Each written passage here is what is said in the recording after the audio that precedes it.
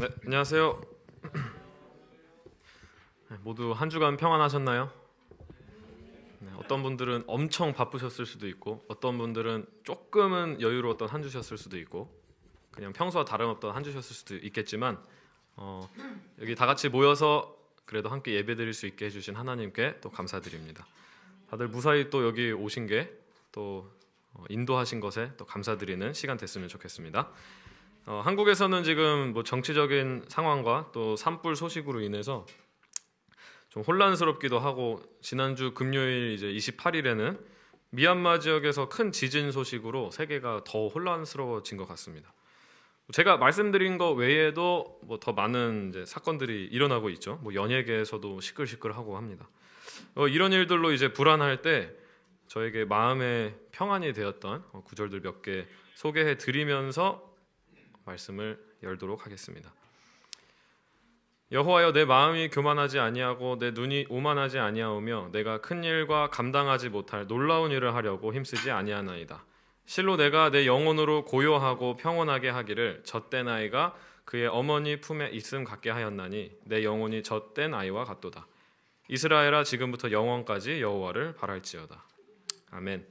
이 시는 다윗이 쓴 시입니다.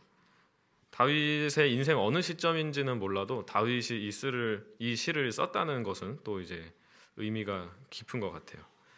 짤막한 시편 131편의 시를 이제 여호와를 바랄지어다라며 이제 마무리를 하고 있습니다. 112편 말씀도 한번 보겠습니다. 할렐루야, 여호와를 경외하며 그의 계명을 크게 즐거워하는 자는 복이 있도다. 그는 흉한 소문을 두려워하지 아니하며 여호와를 의뢰하고 그의 마음을 굳게 정하였도다. 그리스도인은 흉한 소식, 뭐 나쁜 소식이라고 이제 우리가 원어의 뜻을 보면 알 수 있습니다. 그 소식들을 두려워하지 않고 여호와를 의뢰함으로 마음을 굳게 한다, 이렇게 말씀하고 있습니다. 요즘 정말 혼란스럽습니다. 제가 지금 말씀드린 것 외에도 너무나도 많은 일들이 일어나고 있는데, 또 오늘 사실 중요한 날이죠. 4월 4일. 네, 지금 정말 혼란스러운 시기에 우리가 어떤 일을 하든지 여호와를 의뢰하고 바라고, 우리가 어떤 일을 하든지 교만하지 않고 겸손한 가운데서 하기를 소망합니다. 우리 모두 이 시간 겸손히 하나님 앞에 나와서 하나님 말씀을 함께 살펴보도록 하겠습니다. 네, 오늘 말씀은 승리라는 제목으로 함께 말씀 살펴보도록 하겠습니다. 혹시 이게 뭔지 아시나요? 이 카드 게임의 제목을 아시나요? 네, 우노라는 카드 게임입니다. 이 게임은 색깔에 맞춰서 지금 화면에 보이시는 초록색, 파란색, 빨간색, 노란색의 색깔에 맞춰서 나의 카드를 판에 이제 내고 가장 빨리 내 손에 카드를 없애야만 승리를 하는 게임입니다. 아마 해보신 분들도 많이 있으시리라 생각합니다. 근데 알맞은 순간에 사용한다면은 게임을 승리로 가져갈 수 있는 아주 강력한 카드가 있습니다. 뭐 어느 보드 게임, 카드 게임에서든지 마찬가지로 뭐 그런 강력한 카드가 하나씩 있습니다. 바로 화면에 보이는 이 더하기 4 카드입니다. 우노를 하다 보면은 이 카드가 손에 들리는 순간 게임은 뭐 따놓은 당상까지는 아니어도 상당히 유리한 쪽으로 이제 흘러가게 됩니다. 판에 어떤 색깔의 카드가 있든지 간에 이 카드를 낼 수 있고요. 그리고 나의 다음 차례의 사람에게 무려 4장의 카드를 먹일 수 있는 강력한 카드입니다. 총 112장의 카드 중에서 화면에 보이시는 이 4장이 전부입니다. 그래서 단 4장밖에 없는 카드이기 때문에 4명이나 5명이서 이제 카드 게임을 하게 됐을 때 뭐 한 번쯤은 볼 수 있겠지만 한 판에 아예 못 볼 수도 있고, 운이 안 좋으면, 운이 아주 좋으면은 2장까지도 볼 수 있는 그런 희귀한 카드입니다. 제가 이제 친구 4명과 이 우노 카드 게임을 하던 때가 있었습니다. 정말 그 판은 운수가 좋게도 시작할 때 패를 분배 받았을 때 제 손에 2장이 들어왔었어요.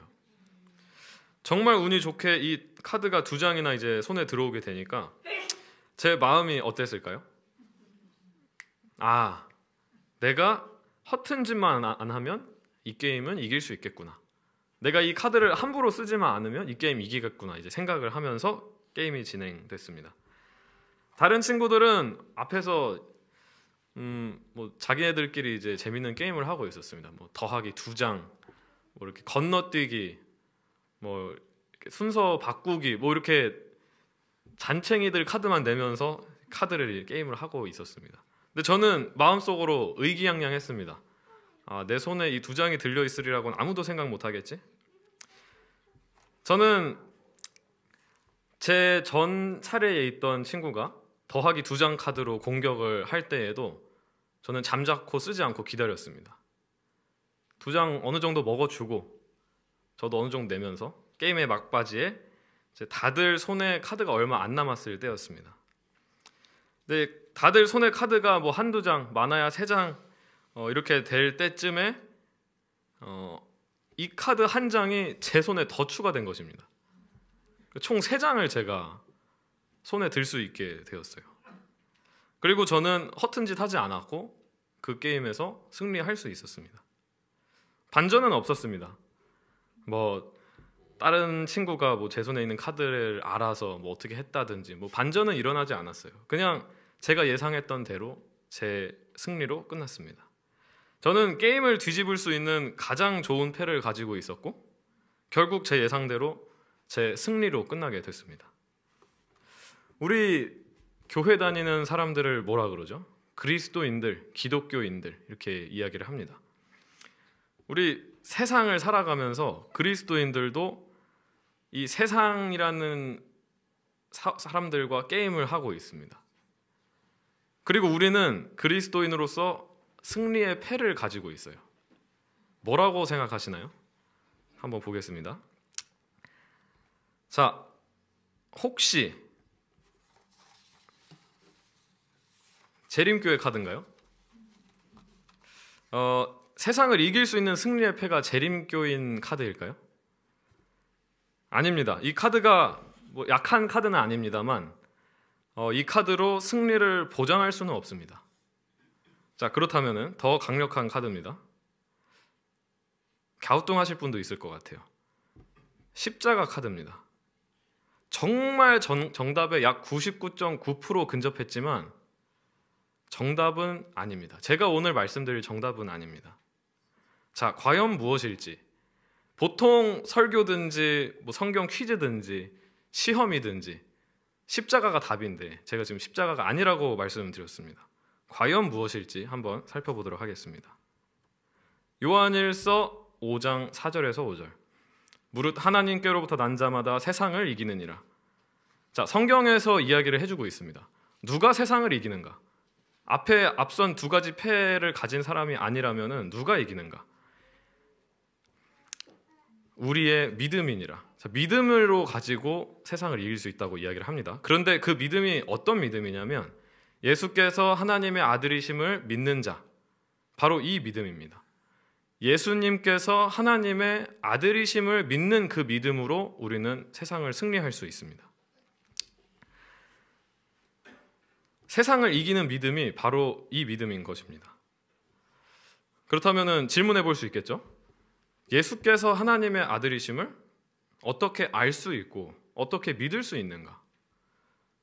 아마 머릿속으로 지금 여러 가지 예상 답변들이 또 떠오르시리라 생각합니다. 실제로 이 세상에서 지금 현 시점에서 딱 보시면은 예수, 지저스가 될 수도 있고 다른 나라 말로 여러 가지 예수라는 단어를 모르는 사람은 생각보다 그렇게 많지는 않습니다. 이렇게 우리가 흔히 얘기하는 그 1040 창의 그 미개척지 지역의 중동권 문화의 그 지역들 빼고는 대다수의 지역에 이 예수라는 이름, 적어도 이 이름은 대부분 다 전해진 시점입니다. 심지어 지금 디지털 미디어의 발달로 인해서 거의 다 전해졌습니다. 나라의 정치적인 문제로 선교에 볼모진 곳 빼고 그리고 정말 극소수의 지역 빼고는 이제 다 전해졌다고 볼 수 있습니다. 자, 그런데 이 질문에 대한 답이 그냥 예수라는 이름의 그 단어를 듣고 그냥 어느 한 사람이구나 라고 대답을 하는 그런 비교인들과 이 예수님이 하나님의 아들이구나 생각하면서 교인이 된 그 큰 차이점은 이 질문에 대한 답에 따라서 달려 있습니다. 이 예수께서 하나님의 아들이심을 어떻게 믿을 수 있는가에 대한 질문에 여러 가지 증거들이 있겠죠. 각자가 생각하는 답변들 혹은 나는 이것 때문에 믿고 있다, 그런 증거들이 있습니다. 한번 살펴보겠습니다. 예수님 당시와 지금 통틀어서 전부 다 한번 답변들을 제가 생각을 해봤습니다. 첫째, 예수님의 기적들을 보고 예수님을 믿는 증거들을 생각해 볼 수 있습니다. 우리가 대표적으로 오병이어의 기적을 들 수 있겠죠. 현대에 와서는 실제로 여러 가지 기적들이 일어나고도 있습니다. 제가 들었던 천명 선교사 어떤 분은 바로 건너서 어떤 분에게 들었던 이야기인데, 선교지로 가던 중에 대형 트럭에 치였다고 합니다. 파트너와 함께 보통 가는데, 근데 대형 트럭이 20km, 30km 달리던 것도 아니고 그냥 정상 속도로 쭉 달리고 있던 때에, 이제 동남아에서는 보통 이렇게 교통이 조금 혼란스럽잖아요. 근데 치여서 떼굴떼굴 굴러서 이제 몇십 미터를 굴렀는데도 그 방문지까지 아무런 부상도 없이 갈 수 있었습니다. 정말 기적이죠. 이거 외에도 더 놀라운 기적들이 있습니다. 실제로 천사를 봤다던 사람도 제 건너를 통해서 들었던 적도 있고, 근데 기적을 통해서 이들이 하나님을 믿게 되는 증거들이 될 수도 있습니다. 자, 다음, 누군가의 증언을 통해서 예수님께서 하나님의 아들이심을 믿는 증거가 될 수도 있습니다. 증언이 뭐죠? 누군가가 이 사람 하나님의 아들이래, 이렇게 이야기하는 게 증언이죠. 누군가 전해준 얘기, 증거한 이야기를 통해서 하나님의 아들이심을 믿게 됩니다. 대표적으로 성경에서는 우물가의 여인이 저는 이제 생각났습니다. 이 우물가의 여인은 본인이 경험했던 예수님을 그 지역의 사람들에게 이야기를 합니다. 요한복음 4장 39절입니다. 우물가의 여인이 증언함으로 그 동네 중에 많은 사마리아인이 예수를 믿었다, 이렇게 기록을 하고 있습니다. 이 일은 지금도 이제 볼 수 있는 일이죠. 정말 흔한 일입니다. 우리가 전도를 할 때에도 이렇게 불러서 올 때도 있고. 자, 세 번째, 누군가는 예수님의 예언의 성취를 보고 믿음의 증거들로 삼기도 합니다. 예수님 직접 예언을 성취하신 것도 있고, 예수님께서 예언하신 것이 지금 성취된 것도 있죠. 성전이 무너질 것을 예언을 하셨고, 베드로가 3번 부인할 것을 예언하셨고, 유다가 배반할 것도 예언을 하셨고, 등등 그렇습니다. 자, 네 번째, 예수님의 성품을 보고 예수님께서 과연 하나님의 아들이시구나 믿기도 합니다. 십자가 옆에 강도가 이제 떠올랐습니다. 이제 말씀을 보면은 우리가 이제 예언의 신을 통해서 우편 강도라고 알고 있는 그 하늘을 가게 된 우편 강도는 이렇게 이야기를 합니다. 이 사람이 행한 것은 옳지 않은 것이 없다. 강도가 어떤 예수님의 모습을 봤는지, 어떤 이야기를 들었든지 간에, 그리고 지금 당장 십자가에 달려 돌아가시는 그 모습을 보면서 이 사람은 보니까 우리처럼 범죄자가 아닌데? 이렇게 판단을 한 것입니다. 이런 분이면은 이분의 행실이나 성품이 과연 하나님의 아들이지 않을까라는 확신을 가지게 됐습니다. 그리고 본인의 구원을 보증받았죠. 그리고 이제 마지막으로 오늘 제가 드리고자 하는 중심 내용입니다. 어떤 사람들은 예수님의 부활을 보고 하나님의 아들이심을 믿게 되었습니다.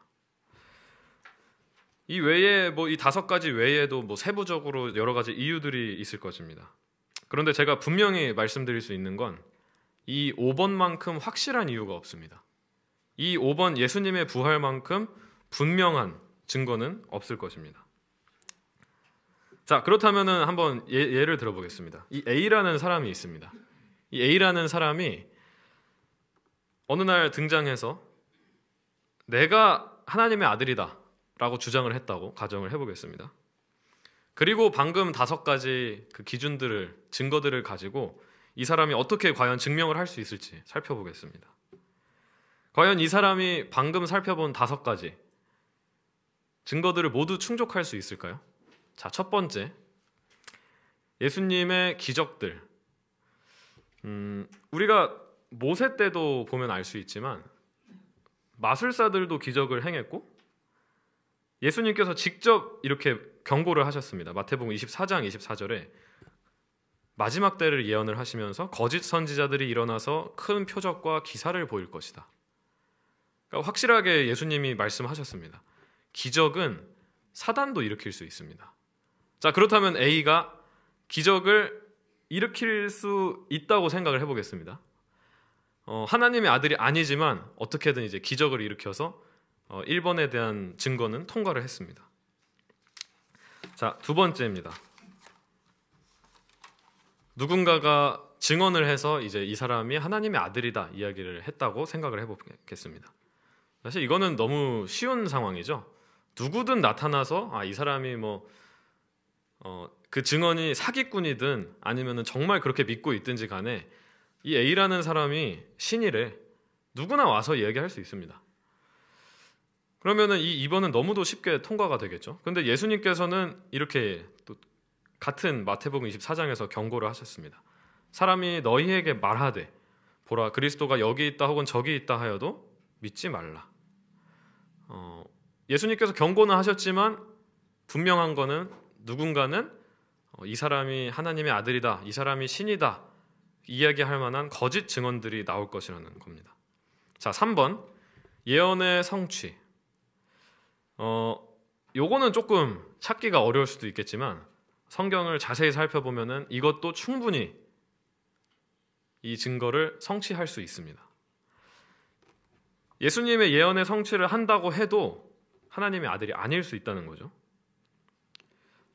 예를 들면 사무엘상 28장에 사울 왕이 타락한 후에 이제 더 이상 꿈으로도 선지자로도 하나님께서 어떻게 이야기하시는지를 들을 수 없는 지경에 이르렀을 때 사울은 모르겠습니다. 썩은 동아줄 잡는 심정으로 아마 찾아간 것 같습니다. 엔돌의 위치에 있는 무당 신접한 여인이라고 이제 성경이 기록하고 있죠.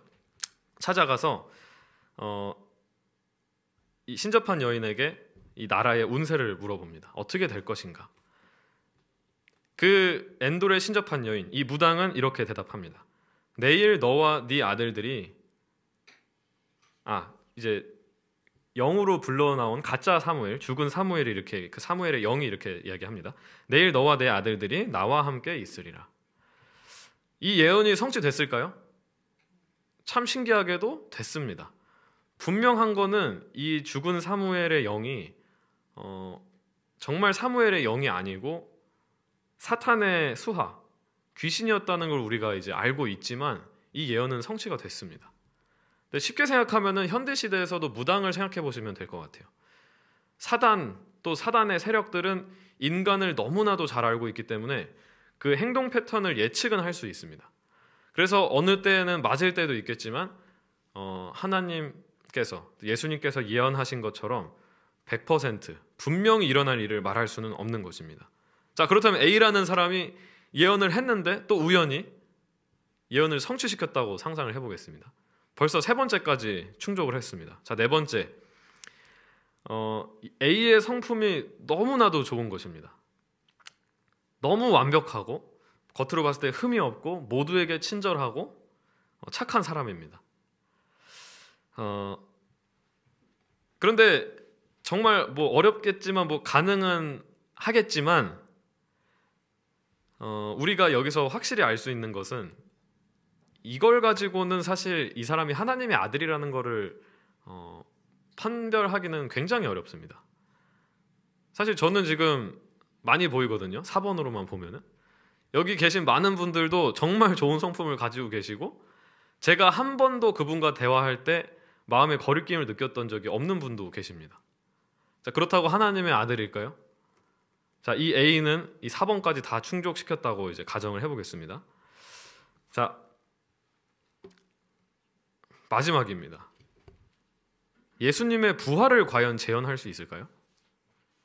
아마 또 이제 깐깐하게 생각하시는 분들이 있을 수도 있어서 제가 자료들을 다 이제 찾아봤습니다.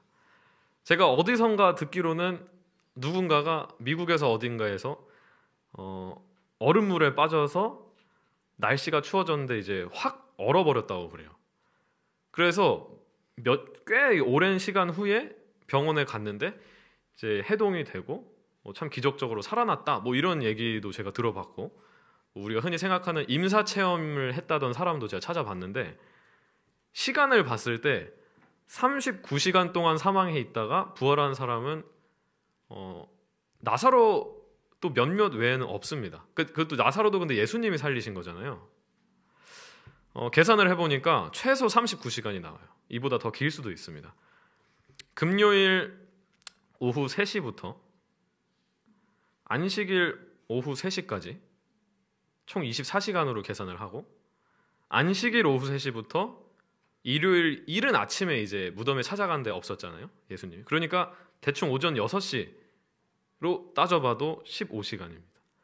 그러면 39시간이라는 말인데 이 시간 동안 사망에 있다가 부활할 수 있을까요? 의학적으로도 불가능하고 우리가 그냥 지금 단지 우리의 단순한 머리로 생각해봐도 불가능합니다. 혹시 이런 말 들어보신 적 있나요? 죽었다 깨어나도 못한다. 나는 죽었다 깨어나도 이 일을 못한다. 뭐 본인의 의지를 이야기하는 관용구일 수도 있고, 실제로 내가 하기 어려운, 그냥 불가능한 일을 표현하는 말로 쓰일 때도 있습니다. 절대로 하지 못한다라는 의미로 이제 사용을 하는데, 우리가 일상에서 이제 심심치 않게 쓰는 표현이죠. 자, 그렇다면은 죽었다 깨어나도 못하는 일이 과연 뭘까요? 죽었다 깨어나는 일입니다. 네. 간단하죠. 죽었다 깨어나도 못하는 일은 죽었다 깨어나는 일입니다. 누구도 이 일을 할 수 없습니다. 아마도 방금 살펴본 이 A라는 사람 있죠. 이 A라는 사람은 앞서서 그 4가지를 어렵사리 증명하는데 성공했을 수도 있습니다. 자, 그런데 5번 부활에 와서는 아마 목숨이 아까워서 난 더 이상 하나님의 아들이길 포기하겠다, 내가 졌다 하면서 내가 죽었다 깨어나도 그 짓은 못하겠다 하면서 포기할 겁니다. 부활이라는 거는 이처럼 아무리 노력하더라도 하나님의 아들이 아니면, 그러니까 신적인 존재가 아니라면은 절대로 할 수 없는 일입니다. 성경은 분명히 기록합니다. 그의 아들에 관하여 말하면 육신으로는 다윗의 혈통에서 나셨고 성결의 영으로는 죽은 자들 가운데서 부활하사 능력으로 하나님의 아들로 선포되셨으니 곧 우리 주 예수 그리스도시니라. 아멘. 여기서 선포되다는 말, 하나님의 아들로 선포됐다는 이 말은 지정하다, 정하다, 규정하다, 결정하다라는 의미를 가지고 있습니다. 선포됐다는 말을 다른 말로 바꿔서 이제 이야기를 해보면은 예수님께서 부활하셨으므로 하나님의 아들로 증명이 됐다는 뜻이겠죠. 이것은 약간의 조건부 같은 겁니다. 하나님의 아들만이 할 수 있는 일이 무엇이냐? 부활입니다. 실제로 예수님께서 부활하시기 전까지는 그분의 성품, 예언의 성취, 기적들, 혹은 그가 하나님의 아들이다라고 하는 그런 증언들을 봤지만 또 들었지만 믿지 않는 사람들이 많았습니다. 심지어 누가 그랬냐면 가장 가까이서 예수님께 배웠던 제자들이 그랬습니다. 예수님께서 제자들에게 이렇게 물어보셨습니다. 빌립보 가이사랴 지방에 이르러 제자들에게 물어 이르시되 사람들이 인자를 누구라 하느냐? 이르되 더러는 세례 요한, 더러는 엘리야, 어떤 이는 예레미야나 선지자 중에 하나라 하나이다. 이르시되 너희는 나를 누구라 하느냐? 시몬 베드로가 대답하여 이르되 주는 그리스도시요 살아계신 하나님의 아들이시니이다. 죄송합니다. 침례 요한인데 제가 잘못 따온 것 같아요. 베드로가 이 대답한 살아계신 하나님의 아들이시니이다 라는 이 대답, 10점 만점에 몇 점 정도 주실 수 있을까요? 100점인가요? 10점 만점에 100점. 아주 완벽한 답변처럼 보입니다. 자, 그런데 아직도 이 베드로는 그분의 구원의 사역에 대한 온전한 이해가 없던 때였습니다. 조금 더 뒤의 내용입니다. 같은 마태복음 16장에 조금 뒤에 보시면은 이때로부터 예수 그리스도께서 자기가 예루살렘에 올라가 장로들과 대제사장들과 서기관들에게 많은 고난을 받고 죽임을 당하고 제3일에 살아나야 할 것을 제자들에게 비로소 나타내시니 베드로가 예수를 붙들고 항변하여 이르되 주여 그리마옵소서 이 일이 결코 죽게 미치지 아니하리이다. 이 다음에 예수님께서 뭐라고 답변하신지 혹시 아시나요? 우리가 되게 가혹하다고 생각할 만한 잘 알고 있는 그런 말을 이야기하십니다. 예수님께서 사탄아 내 뒤로 물러가라 너는 나를 넘어지게 하는 자로다 이렇게 이야기를 하십니다. 자, 그럼 다시 돌아가서 보겠습니다. 베드로의 이 대답 살아계신 하나님의 아들이시니이다 라는 이 대답이 온전히 이해하고 한 대답이었을까요? 아직은 아니었습니다. 살아계신 하나님의 아들만이 했어야 할 부활을 하시기 전이었기 때문입니다. 자, 그래서 실제로 부활한 후에 베드로가 어떻게 바뀌었는지 보겠습니다. 그 전에 사람들이 예수님을 누구라고 하는지와 내가 예수님을 누구라고 하는지에 대해서 예수님께서 강조한 부분을 짚고 넘어가 보겠습니다. 예수님께서 질문을 하셨죠. 사람들이 나를 누구라 하느냐? 자, 그때는 제자들이 뭐 이렇게 누구다 이야기를 했지만 이 원어에 너희는 나를 누구라 하느냐 했을 때 너희는이 우리가 원문으로 살펴보면은 강조가 되어 있습니다. 그래서 더 정확히는 이런 어투로 이야기를 하신 거예요. 사람들이 나를 누구라 하더냐?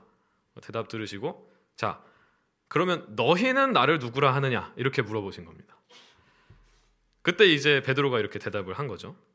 그러니까 예수님께서는 대중들의 생각이 중요한 게 아니라 우리 각자 스스로의 생각이 중요했던 것입니다.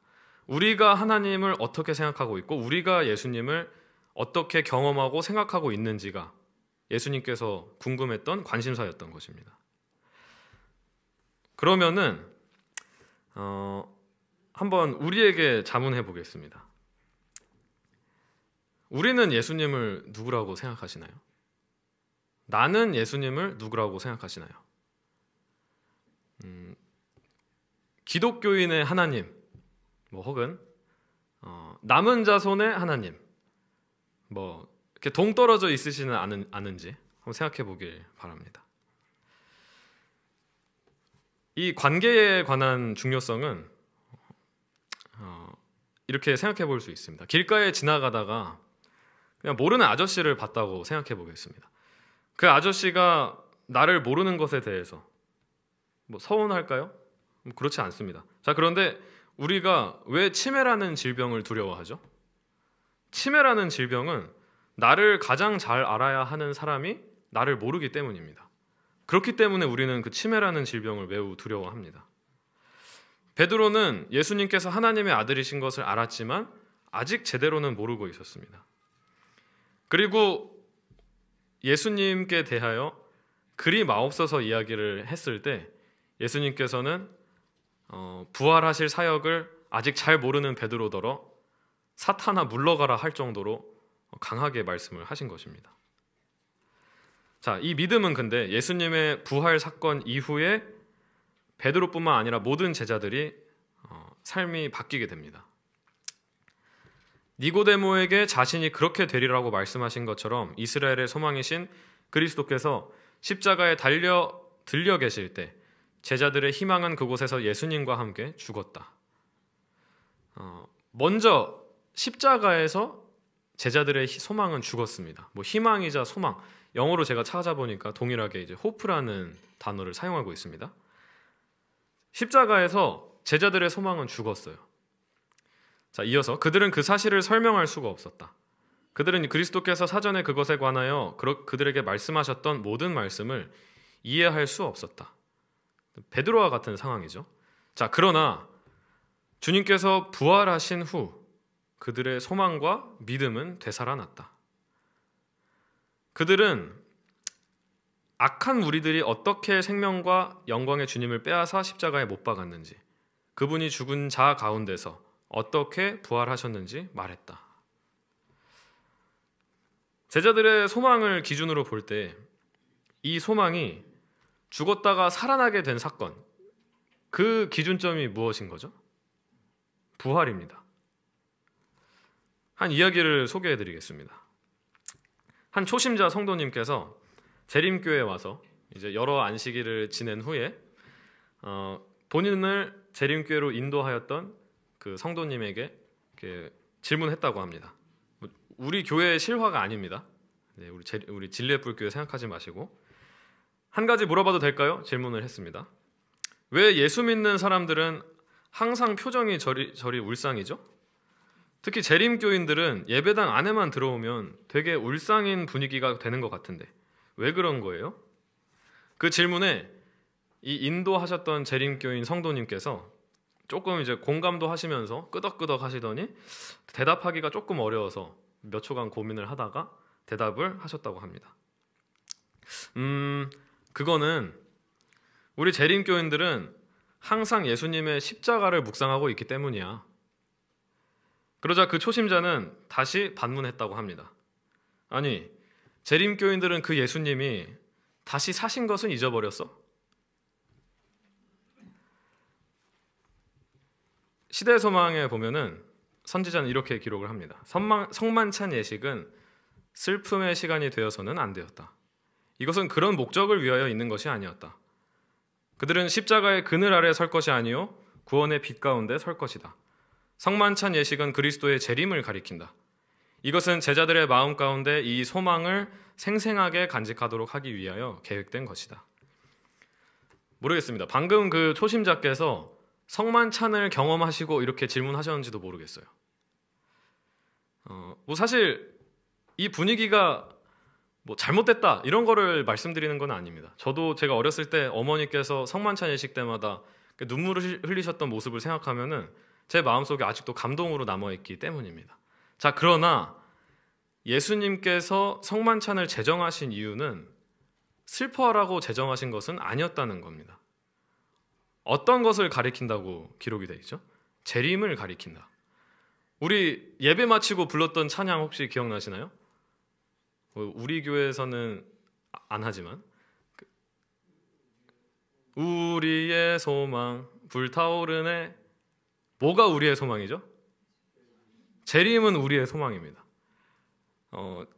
우리가 소망을 생각할 때 십자가 너머의 것을 생각할 수 있는 것입니다. 우리의 신앙은 결론적으로 말씀드리면 십자가에서 멈춰서는 안 되겠습니다. 생명의 소망을 바라보면서 또 재림의 소망을 바라보면서 용기 있게 나아가야 하겠습니다. 우리의 신앙은 그래서 한마디로 하면은 부활 신앙입니다. 사도 바울은 기독교인들에게 이 부활의 신앙이 얼마나 본질적이고 중요하고 기독교의 핵심인지를 알고 이렇게 기록을 하였습니다. 그리스도께서 만일 다시 살아나지 못하셨으면 우리가 전파하는 것도 헛것이요 또 너희 믿음도 헛것이며 우리가 하나님의 거짓 증인으로 발견되리니. 19절에 조금 넘어가서 19절에 이어서 보시면 만일 그리스도 안에서 우리가 바라는 것이 다만 이 세상의 삶뿐이면 모든 사람 가운데 우리가 더욱 불쌍한 자이로라. 19절은 조금 해석이 필요해서 말씀드리겠습니다. 그러니까 우리가 바라고 소망했던 것이 알고 보니까 부활한 후에 영생이 있는 그런 것을 우리가 소망했다는 게 아니라 만약에 그냥 이 세상에서 살다가 끝나는 것이었다면은 모든 사람 가운데서 우리가 더욱 불쌍한 자일 것이다 이렇게 이야기를 하고 있는 것입니다. 그러니까 이거는 역설하는 거죠.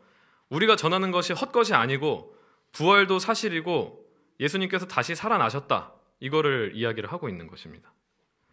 자, 몰트만이라는 사람이 있습니다. 희망의 신학자라는 수식어를 가지고 있는 박사님인데 지금은 이제 돌아가셨습니다. 이 박사님은 이렇게 이야기를 했습니다. 희망의 신학은 곧 부활의 신학이다.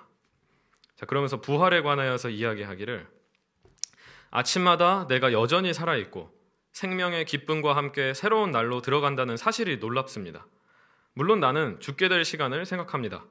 그러나 나는 그리스도의 부활에 근거하여 무덤에서 부활하는 것이 아니라 죽음의 시간에 영원한 생명으로 부활하리라고 믿습니다. 영원한 생명으로 부활한다는 것은 삶과 죽음 속에서 나의 희망입니다. 그것은 새로운 날의 아침마다 내게 신선한 용기를 줍니다. 각자에게 또 한번 질문을 해보시길 바랍니다.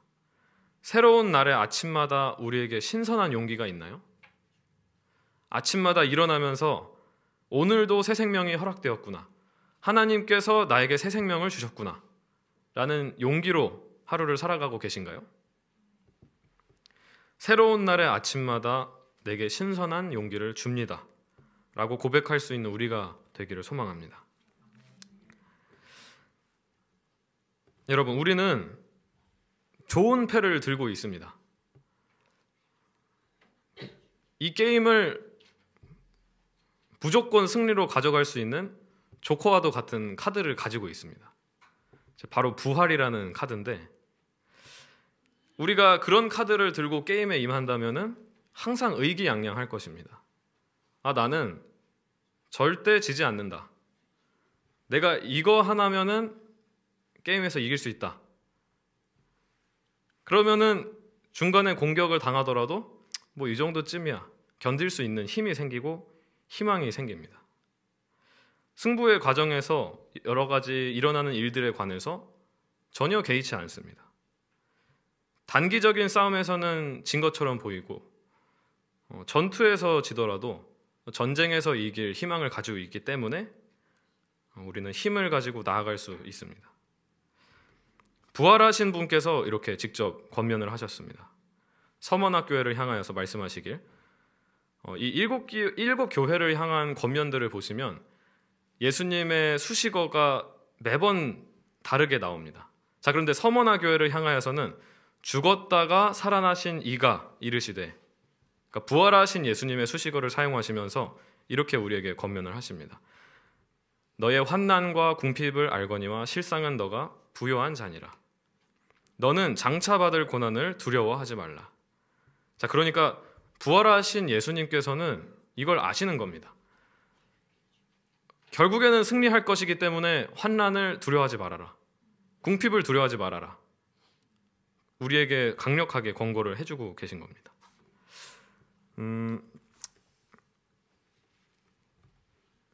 로마서 14장 8절부터 13절을 이제 보시면은 우리가 구체적으로 이 부활의 신앙을 가지고 어떻게 당장 우리 삶에 실천을 해야 할지 권면을 하고 있습니다. 우리가 살아도 주를 위하여 죽고 살아도 주를 위하여 살고 죽어도 주를 위하여 죽나니 그러므로 사나 중으다 우리가 주의 것이로다. 이를 위하여 그리스도께서 죽었다가 다시 살아나셨으니 곧 죽은 자와 산 자의 주가 되려 하심이라. 네가 어찌하여 내 형제를 비판하느냐? 어찌하여 내 형제를 업신 여기느냐? 우리가 다 하나님의 심판대 앞에 서리라. 아멘. 우리가 형제들을 향하여서 비판할 수 없습니다. 형제들을 업신 여길 수가 없습니다. 바로 이거를 위해서 예수님께서 부활하신 것이기 때문입니다.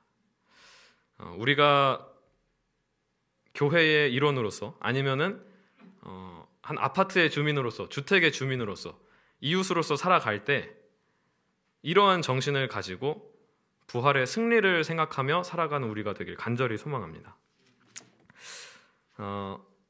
고린도전서 15장 부활장의 마지막 부분을 보면은 이런 말씀이 있습니다. 우리 주 예수 그리스도로 말미암아 우리에게 승리를 주시는 하나님께 감사하노니 그러므로 내 사랑하는 형제들아 견실하며 흔들리지 말고 항상 주의 일에 더욱 힘쓰는 자들이 되라. 이는 너희 수고가 주 안에서 헛되지 않은 줄 알미라. 네, 항상 용기 가지시고 정진하는 그리스도인들이 되기를 간절히 바라면서 말씀 마치도록 하겠습니다. 감사합니다.